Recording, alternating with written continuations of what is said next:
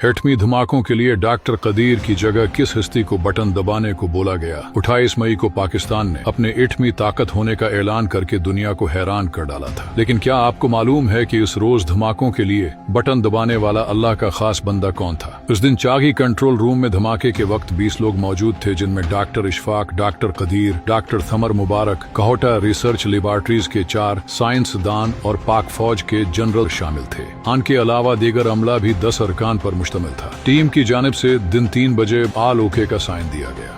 मोहम्मद उर्शद वो नौजवान साइंसदान था जिसने धमाका करने का ये सारा निजाम डिजाइन किया था। इसी गमनाम हीरो को बटन दबाने के लिए चुना गया। 3:16 पर बटन दबाया गया तो चंद लम्हे खामोशी रही, फिर जमीन लरजना शुरू हो गई और चागी का स्याह ग्रेनाइट का पहाड़ सफेद रंग का हो गया। नारा तकबीर के साथ धमाकों की कामयाबी का ऐलान किया गया। इसी मुनासबत से 28 मई को यौम तकबीर कहा जाता है। क्या आपको वो वक्त याद है